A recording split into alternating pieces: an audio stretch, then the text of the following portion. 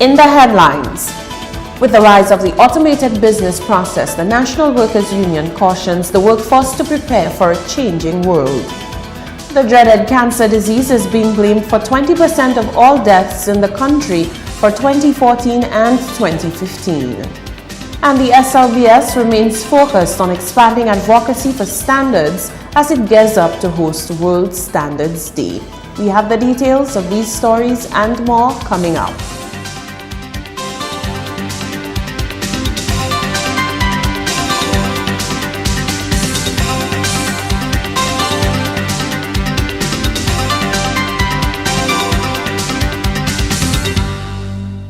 Good evening, it is Friday, the 5th of October 2018. Welcome to the Hot 7 Nightly News. I am lovely St. Amy Joseph. Thank you for joining us. The National Workers' Union is challenging people to become more advanced in their skill set in order to keep up in a world that is becoming more dependent on technology. Senior Industrial Relations Specialist of the NWU, Lawrence Poyot, said although the decline in the need for workers in the business sector due to the increase of automated systems is a cause for concern, the matter should push people's potentials as technology is here to stay. Rochelle Gonzalez reports.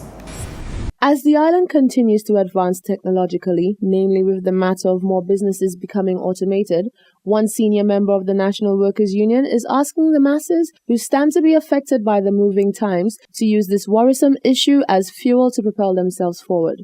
The island's two main telecommunications companies, Digicel and Flow, have already begun making use of the automated systems with the introduction of their kiosks, where persons can make bill payments without directly meeting with tellers. The trend has also reached banks island-wide as people are encouraged to use ATMs rather than wait to be attended by bank tellers. Senior Industrial Relations Specialist of the NWU, Lawrence Poyot, said technology is a necessity that cannot be stopped, and so this is only the beginning of things to come.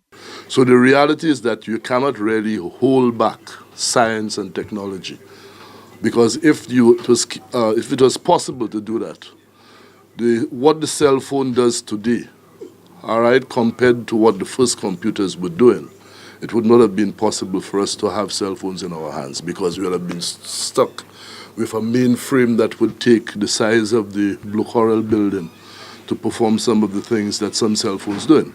Okay, so in the current environment, what is required more than anything else is for people to start to consider retraining themselves, all right, and trying to place themselves in a position where they have the required skills to fit in a labor force of the future. And this is one of the... Poyot said the matter is in need of addressing, with individuals asking themselves how best can they train themselves and improve on their abilities to integrate themselves in the new technical environment that is now the common working environment. It's a cause for concern, but you cannot just lie down and say you're concerned, because if you lie down and say you're concerned, nothing is changing. You know, what you need to do is how do you confront the situation by preparing yourself to deal with it in the future. All right, because if, for example, you're a bank teller now, for argument's sake, do you believe that there's going to be a need for bank tellers in the next 15 years, in the next 10 years?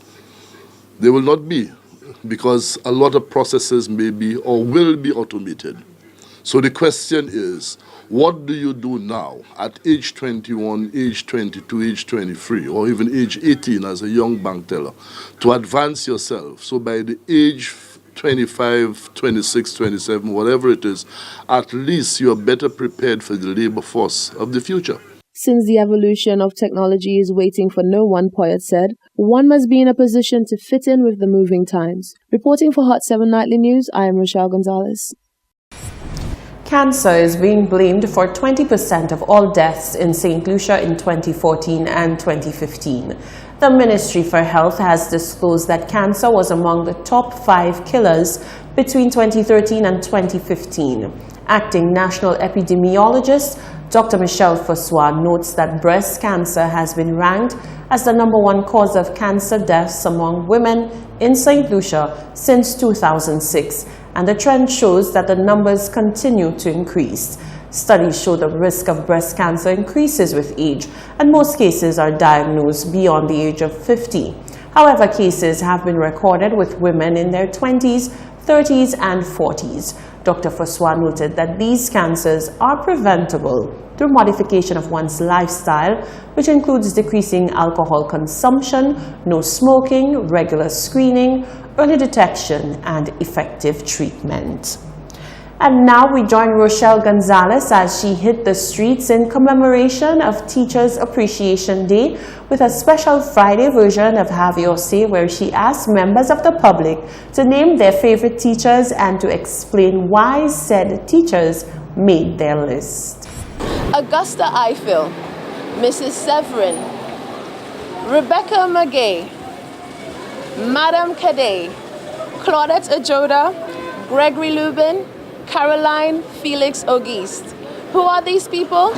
They're teachers, some of the people who made the biggest impact in my life. So today, I'm asking members of the public to call out the names of their favorite teachers and tell me why they hold that place in their heart. Have your say. From the Ave Maria School, former teacher Miss Bertha and Cyril. From George Charles Secondary School, Mr. Peters, Mr. Brown. They took time out to teach you.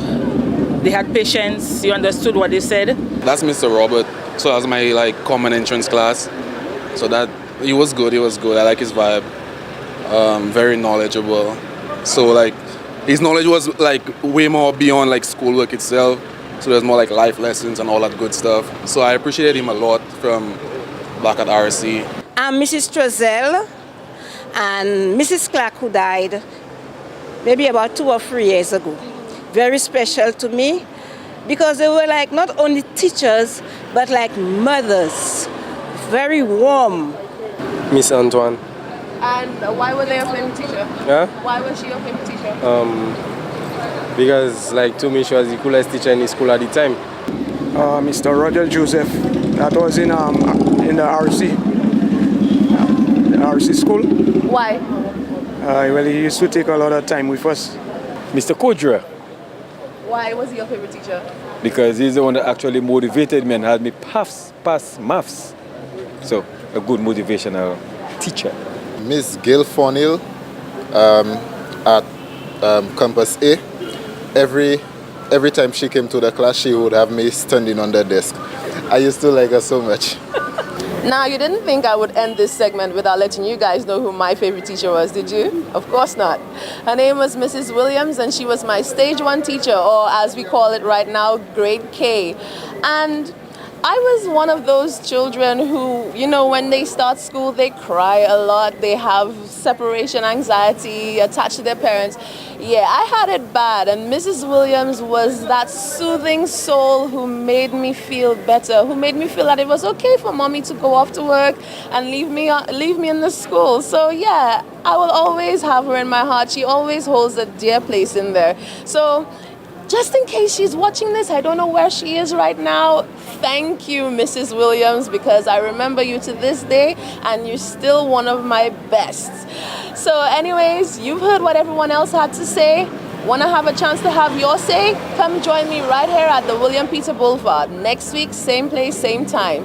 I'm Rochelle Gonzalez for Hot 7 Nightly News. Checking out.